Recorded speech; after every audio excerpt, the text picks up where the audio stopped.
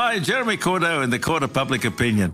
I'm just on air here to let you know that we'll be live streaming the Court of Public Opinion every Friday between 9 o'clock and 12 on jeremycordeaux.com. Please join us. We'd love to have you.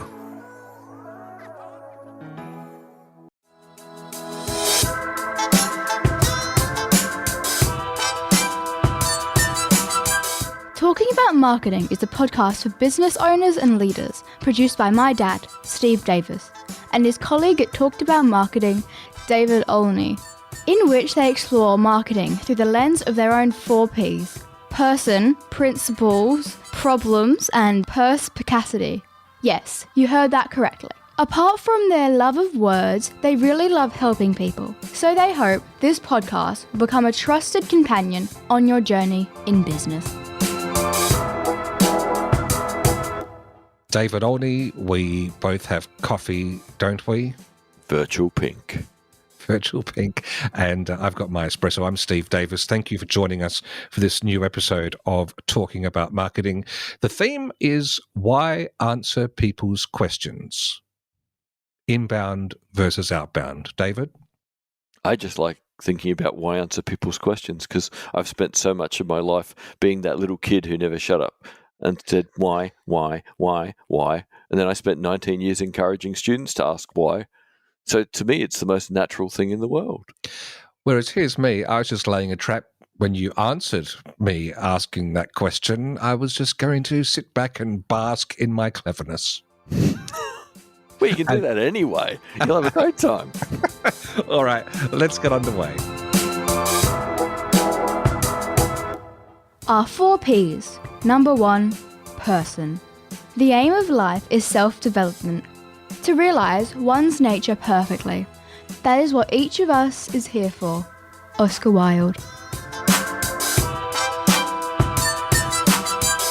For the personal topic that I want to look at today that helps us with our own journeys as business owners or leaders, I'm going to, we actually say in the intro, we colour outside the lines. I'm going to where lines are measured in abstracts as much as in any reality, the field of mathematics, David Olney. I'm just going to run screaming now because at a certain point in high school, mathematics got too hard. Okay. Well, look, this is a snippet I'm going to play for us by an Oxford professor of mathematics, Professor Marcus du Sautoy. I hope I've pronounced Marcus's name rightly. I'm taking this from one of your other podcasts that you do, David, the podcast called Blind Insights with David Olney. I've got your permission. Absolutely. Okay.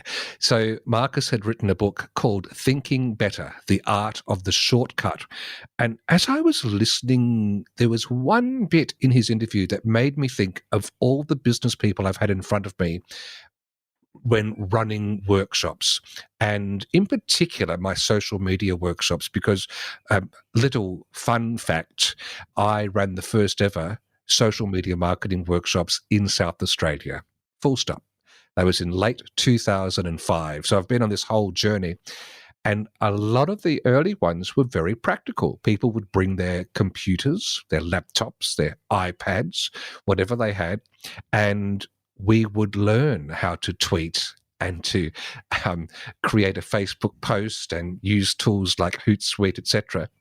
And there was always a high mixture of excitement, a sort of a gung-ho spirit as people sat in rooms and we did this. But I try to make sure that all my workshops have a follow-up mentoring component so I get to do some one-on-one time. And what I found, depending on how soon after the workshop this happened, is for some business people, that initial bravado had sapped away. They'd lost their oomph or their drive, they'd gotten themselves stumped by something and had put some of this into the too hard basket.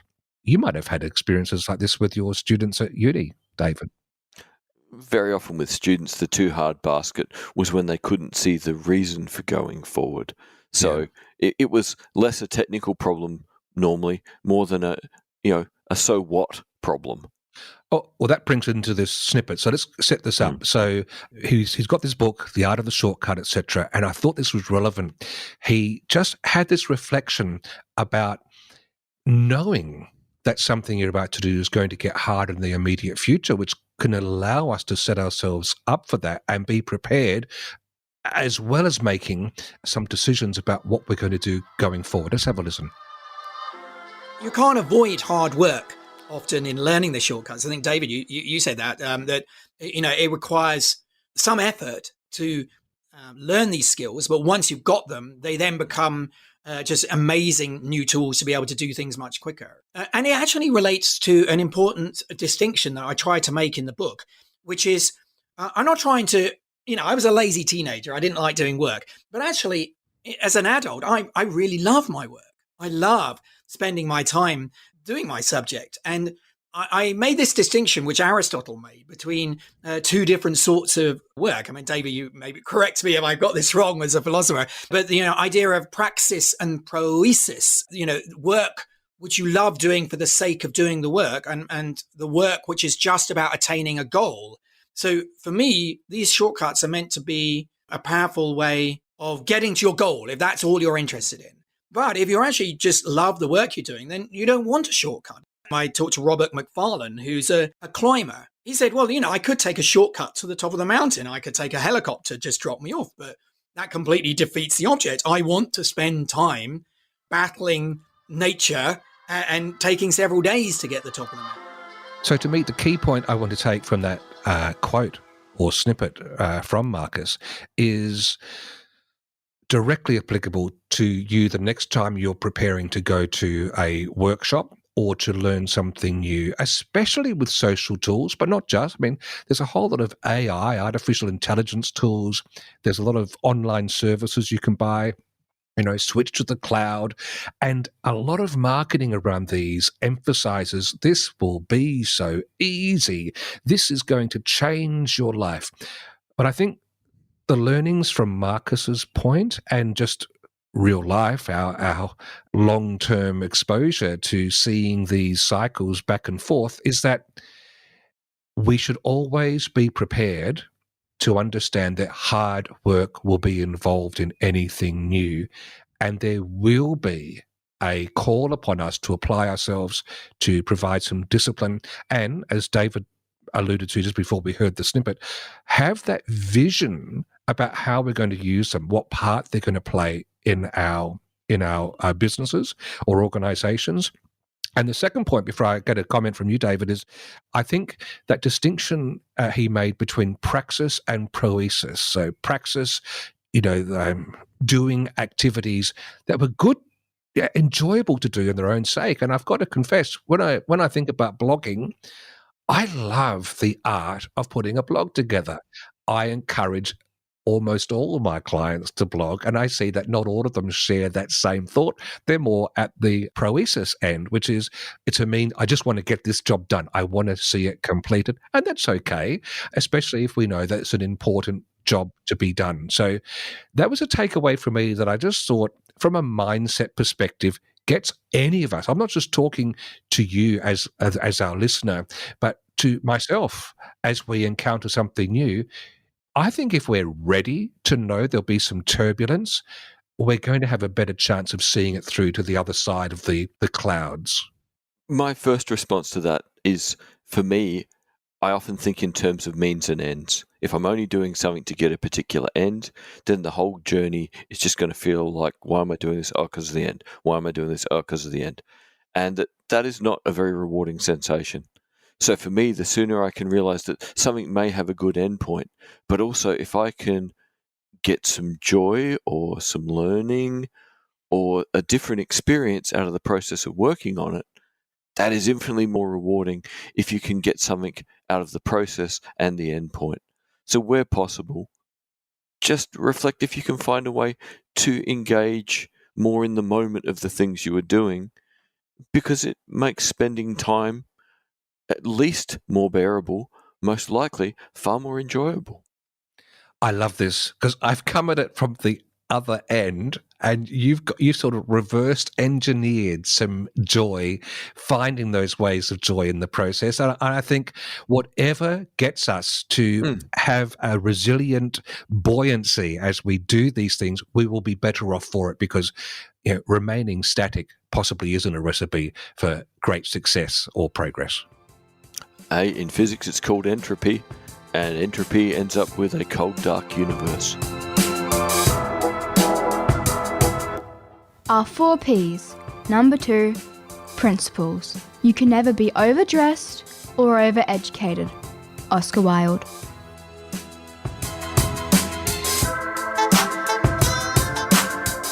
Why answer people's questions? That's our theme for the main part of the episode this week, or fortnight, I should say. Inbound versus outbound, the whole thing of answering questions. David, why should we answer people's questions when we're wearing our marketing hats? There are so many reasons why we should that it's actually difficult to work out where to start. So I think context is probably a good place to start with. Mm-hmm. So in about 2013 or 14, Nicholas Carr wrote a book called The Shallows, where as a very successful journalist and author, he went, why can't I concentrate? Why can't I sit for any length of time and read a book? Why can't I stay on a single web page and read the whole article from start to finish? And the context we now live in is a context of constant disruption, interruption. So for a very long time, outbound marketing was often called interruptive or disruptive marketing. An ad would pop up and disrupt you from what you were doing. And if it was colourful and entertaining, well, maybe that was okay because you weren't interrupted and disrupted constantly. Contact me today to get some help from Talked About Marketing.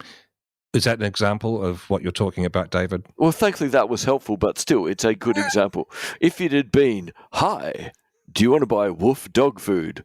Woof will make your dog go meow. Now, that would have been a horrible non sequitur. Now, maybe we would have laughed, but we would have lost track of what we were doing. And in a world where people were not constantly distracted, disrupted, interrupted, it kind of worked, but cost more and more and had to become more and more spectacular. By about 2005 to 2007, so the period where you're starting to go out and run social media workshops, people are starting to get overwhelmed by things they're actually interested in, like their social media feed, people they want to hear from, let alone things they don't want to hear from.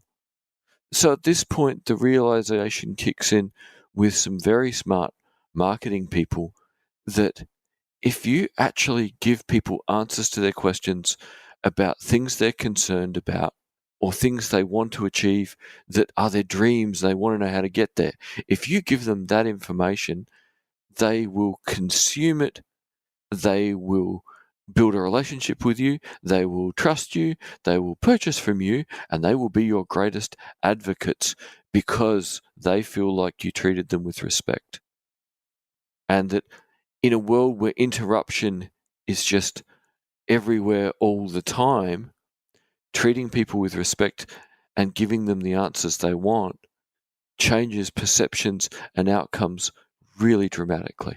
But it's also the main reason why I want to interact with a brand is I have a problem that I need a solution to, or I have a goal I'm trying to achieve and I need them as one of the stepping stones to help me get there. I'm not looking to a brand to entertain me. It just so happens that if you have led by some entertainment and you, in the course of doing that, provided some answers for me, then it's moved forward. But at the end of the day, it's the same thing when I talk to people about getting involved on social media with a business/marketing hat on. We're in our social media places to socialize, to goof off, to catch up with friends. We haven't gone there to be sold to. And to succeed, we need to be aware of that context. And otherwise, we're like an uncle at a birthday party trying to be cool, which is a self-reference to me. But, it just, and standing out. Whereas if we do capture this inbound intuition, this inbound DNA, then we're really there to serve, firstly, and serve by earnestly trying to make life better, to make the world better for the customers we've deemed are the ones we're here to serve and have a solution that's relevant to. You've tapped into something very important there, and that is that a lot of the time, if we're on social media, we're just passively seeing what's there to entertain ourselves. And an ad is in the main just going to annoy us. And we're going to flick past in the 2.5 seconds. Or because it's only 2.5 seconds, we might give something. Well, it's so easy to just flick to the next thing, which will be more engaging because it will entertain us. And not all marketing can be entertaining. We need to accept that when people are in that passive state of wanting to be entertained, maybe we can entertain them, but that no longer means we can move them, toward taking our product seriously and thinking seriously of buying it. If someone's driving down the street and on one side of the street they see the golden arches and on the other side they see the sign for a local bakery, their brain is going to decide in 2 seconds if they're hungry and which thing they feel like. Mm-hmm. That is one of the few occasions where that 2 seconds is enough, where it's low consequence, low cost. I'm hungry now or I'm not hungry now. Do I want to go to the bakery? Do I want to go to Macca's? Or am I committed to eating healthy and now I've realised I'm hungry, I'm going to go home, grill a piece of chicken and make a salad? There are so many options there, but nothing in that 2 seconds is going to be really particularly persuasive unless it works in that 2 seconds. And most companies are doing something more meaningful than that. You do need to think about what they're offering for more than 2 seconds, which means what a company needs to put in front of an audience has to be stuff that gives people a way to go, well, I'm interested in this, and this is good information, and it's treating me with respect, and it's answering the questions I've got right now, and it's giving me an opportunity to say, if I want more information, if I want to know about offers, but it's not interrupting me. It's asking me how engaged I want to be. So the deeper discipline here is, yes, we've got the case where you're proactively putting out some messaging to go and be in front of people, which hopefully is ticking these boxes. But to have that ready, doing the groundwork first is to look back at the content you've got. And if we're talking digital marketing, and just about everything uses that as a foundation these days from which we move on from, I think being tough with ourselves and saying, are the pages on our website actually designed to answer questions, or have we just gone through the form of putting up stuff that looks like it's filling, or we're just tipping a whole lot of gunk there? Because if it's actually everything is curated. I was with some clients on last week who are revisiting the website and realizing that a lot of the website just talks about them and the tools they use, and I'm like an afterthought as a visitor. And so I think getting this right from the outset is really critical. Like a farmer putting the effort into preparing all the biodynamics of the soil and everything's tickety-boo there before hoping that something's going to come from the seeds.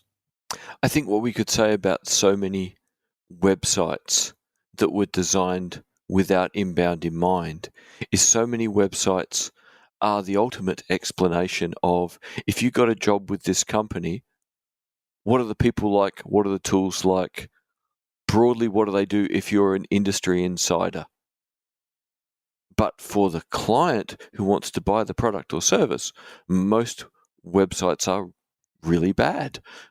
And the majority of websites that I go and check out just to get data to potentially work with clients and to look at what opposition, companies are doing are really bad. So despite the fact that we are now at least 15 years into the quote-unquote inbound marketing world, there's a reason, I think, why the companies that do get their websites right and answer people's questions and help them build trust and understanding, why the companies that do this do disproportionately well, because a lot of other companies are doing disproportionately badly. So we almost need to have someone, whether it's your marketing person or someone who knows the business, to be a cross between devil's advocate and earnest inquirer, and to sit down and look at, starting with the website and giving us feedback. Does it do anything for me? Does it answer a question? Because this whole term of inbound means that there's the content there that makes me want to pull myself into your world. I want more. You have signaled to me that what you've got is answering my questions. And so I am intrinsically motivated now to get closer to your orbit because I want the good stuff. And you're not having to trick me into your world. I want to enter your world because you've sent that signal already. Would that be a fair summation?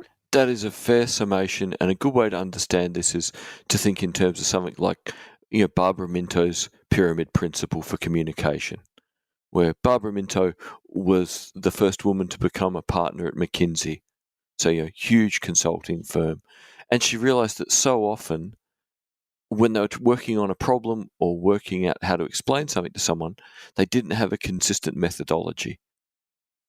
And she came up with a methodology for communication of, at the top of anything, you have the question. What are we looking for? What are we after? What is the problem? Immediately after that, you write the answer, and then you write 3 good reasons for the answer, and only after that do you have all the evidence.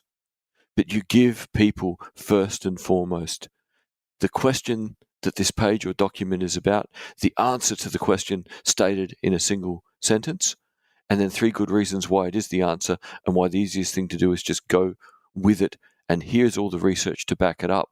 But I don't bombard you with the research first. I give you the conclusion first so you can decide if you want to invest more time in reading our document, looking at our webpage, signing up to get an email that will give you more information. Whatever it is, you as the customer get to decide if you want to know more, because we've given you something important to start with so that we value your time and your intelligence and your integrity. That's not only a great model that I use for helping clients write blogs, blog post articles. That's exactly the formula, but it also whets my appetite for when we revisit in a future episode Methods of Persuasion by Nick Kalendra, because a lot of that taps into what he's kicked up, the dust he's kicked up from his research from the realm of psychology. Absolutely. Like, everyone ends up at the same amazing good point on most of these things about treating people with respect. And even with inbound, what's unique about inbound is it takes all the different tools that can be put together to say, you have a need, or you have a concern, or you have a dream, and we can help you with that. But we can only help you if you see that we've done the work to have a good product, a good service, and you need to decide that before you interact with us, because we don't want to waste time, trying to persuade you with platitudes. We want to persuade you with evidence, and we want to persuade you with examples, and we want to make sure that there's some trust, because the ultimate way now to get through to people who are too affected by a context of disruption and interruption is if a friend or family member says, hey, I dealt with these people and this product, and the product does what it says, and the people treated me with respect and like I have a brain. Yeah, well, there's our first pass at the topic of inbound. It'll come up again and again, and we'll come at it from different angles so that we can get a good grip on it. If it's still feeling a little elusive to you, there'll be some more things to read in the show notes in relation to this. But I think that's a nice point to pause on this particular topic, because inbound marketing, it's not going away. In fact, David, I'd almost think a little ready reckoner, if you wanted to do something specific right now, is have a look at some of the blogs you've written or the pages you've got on your website or even brochures, and ask yourself, in the voice of your customer, who gives a fig? Because if that's not obvious that there's a what's in it for me for them from the outset, we've got some re-engineering that needs to happen. Yep. Basically, your About page is your opportunity to tell your story in a way that shows a bit of a struggle and that shows you overcoming it. And almost every other page should help someone to understand how you can help them. Our 4 Ps. Number 3, problems. I asked the question for the best reason possible. Simple curiosity. Oscar Wilde. I've had a flurry of emails from clients just recently, and there's no real reason it's just happened. This is coincidental, but these sorts of emails come all the time. So I thought I'd pluck one out and read it for our problems section today, because there's a simple way to respond if you get one of these. And it is an email. This is one I received from Michelle from Hock Homes, great home builders in SA, really specky stuff, by the way. And what Michelle did, and I love that she did this, because I have tried to make sure everyone I've ever worked with has ongoing permission to, if they've got an email that's suspicious, just bounce it past me, because I could normally spot the BS from a million miles away, because I get to see so many of these things. And she took me up on this. She just flicked this email with the question, do I need to do anything with the below?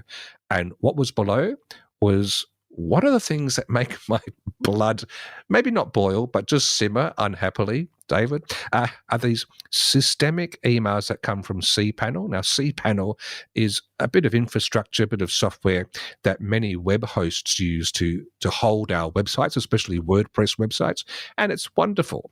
But some of the inbuilt error messages that have been built by nerds for nerds, yes, lack any sort of warm skills of communication. So they need a dose of pyramid principle. They do, which we were just talking about. So instead, yes, exactly. So this is the message.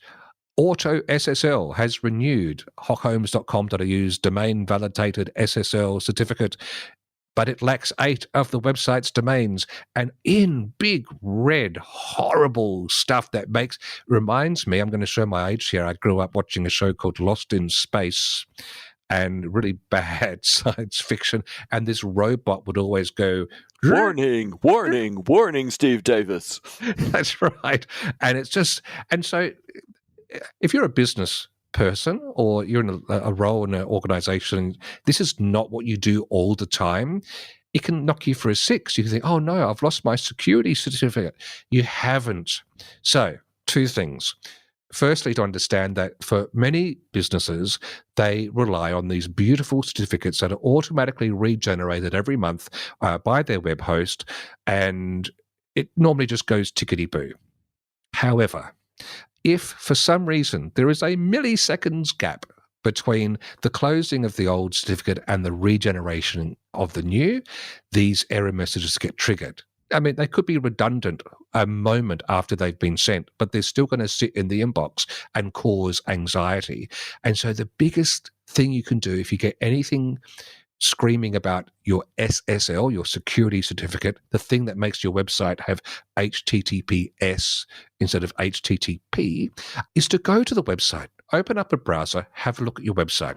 Most of them, no matter which browser you use, Chrome, Firefox, Edge, they have a little padlock symbol right next to the domain name of whatever website you're looking at. And if there's a nice closed padlock, that's good. Sometimes they're green, sometimes they're just closed.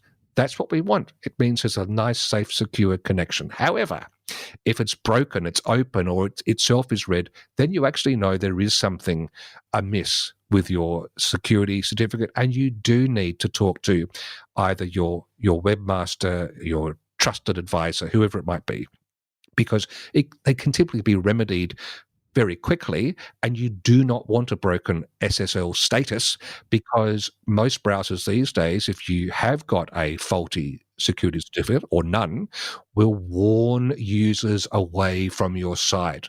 They'll say, we do not trust. This site could be used for stealing your information. Do not proceed. So it's important. It's serious. But the quick little check is just that. Check the website. If it's all secure, all is good. Get on with your life and your day. If not, ask.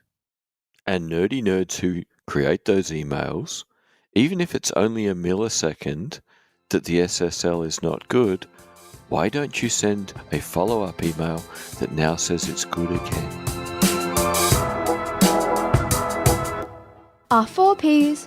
Number 4. Perspicacity. The one duty we owe to history is to rewrite it. Oscar Wilde.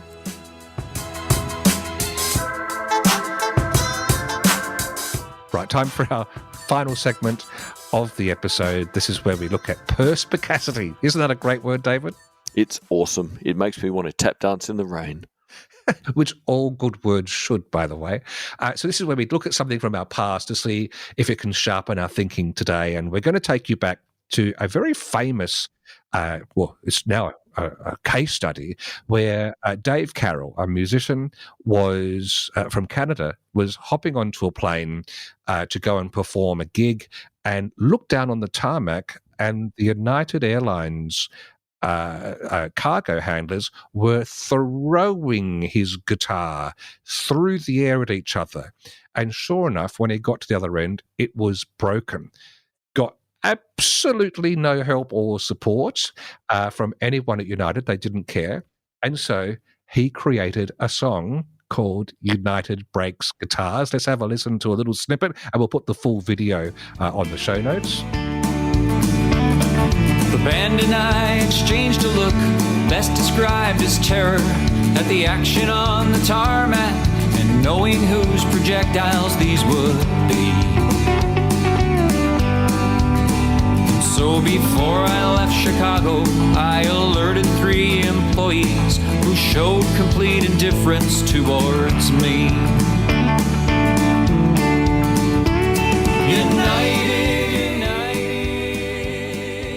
David Olney, isn't that the smartest way to get attention when customer service doesn't care?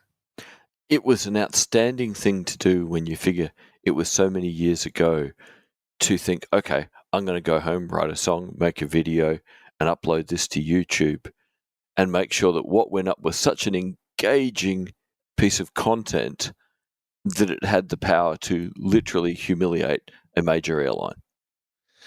And it worked. They actually lost 10% of their market share, United Airlines at that point, which basically cost $180 million to their shareholders. And I used it in a lot of workshops at that time, as did anyone else talking about social media. What do we take from that for today? At the moment, at the time of recording, poor old Qantas is dropping flights left, right, and centre as it tries to recover from the way it sort of dropped its workforce during COVID with baggage. I had baggage that went missing. I heard a whisper that there was actually a flight where all the bags missed the flight. Haven't had that verified, but I heard it being talked about. What do we do today? Is there anything from the United Breaks Guitars story that is relevant to businesses or consumers today? I think the interesting contrast that leaps into my mind straight away with this is today you would film this out of the window because you haven't bothered to turn your phone off yet. And you would be uploading it to social media before the plane takes off, and you turn your phone onto flight mode, and it may go viral for an hour, 2 hours. Maybe it gets a positive impact with the airline. But I don't think now it would be possible to get anywhere near the impact that Dave Carroll got by writing a song with his band, performing it, and putting it up on YouTube to be watched millions of times. Again, it was the advantage of a world with so much less content that the combination of slick content about a real issue, and everyone had some version of a horror story about airlines. It's part of travel. But for a musician to lose their prized guitar because people viewed it as somewhere between a basketball and a football, that was something that should be significant content and should have a significant impact on the behavior of the airline and its value. But today, would it, maybe it wouldn't even go viral. If you're a tiny band and you're more or less unknown and you put it up immediately, it was the middle of the night and you didn't tag it well, how many people would actually watch before it got overwhelmed by the next cat video? It'd be an interesting thing. I don't think anyone really knows the answer to that. I think the wild card here, there's 2 factors. There is the complete wash of content everywhere, and I think you're right. The short time spans, the way that the social networks are churning through with its algorithms to keep everything fresh.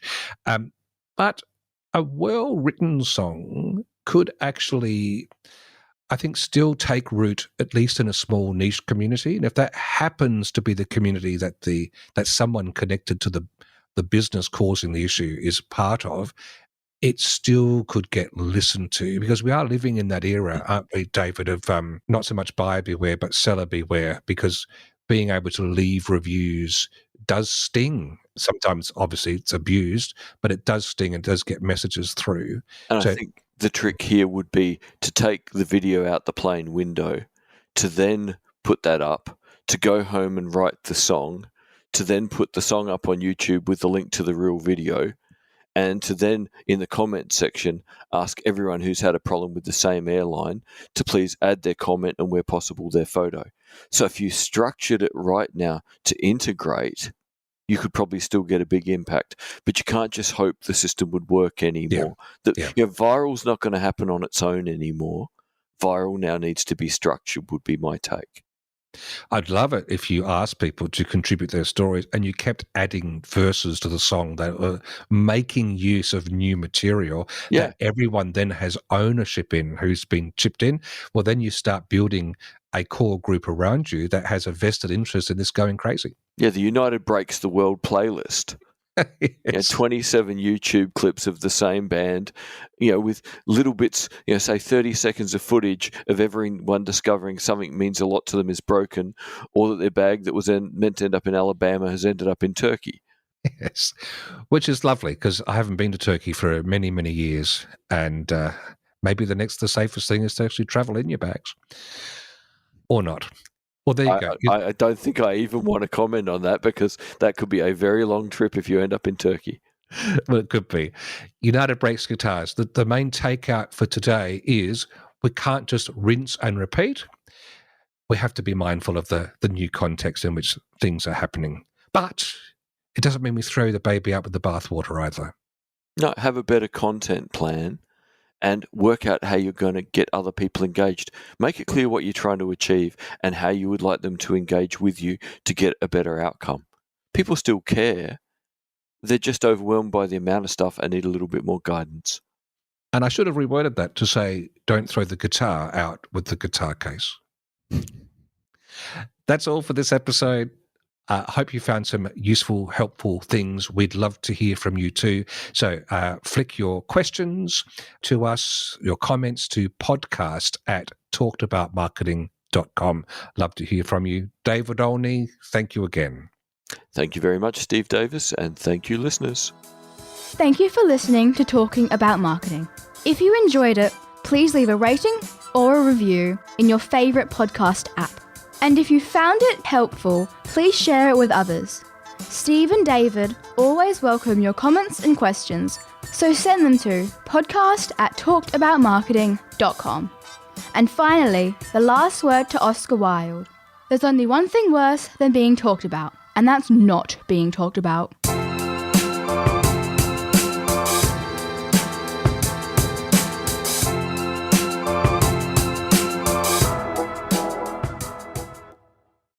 Hi, Jeremy Cordeaux in the Court of Public Opinion. I'm just on air here to let you know that we'll be live streaming the Court of Public Opinion every Friday between 9 o'clock and 12 on jeremycordeaux.com. Please join us. We'd love to have you.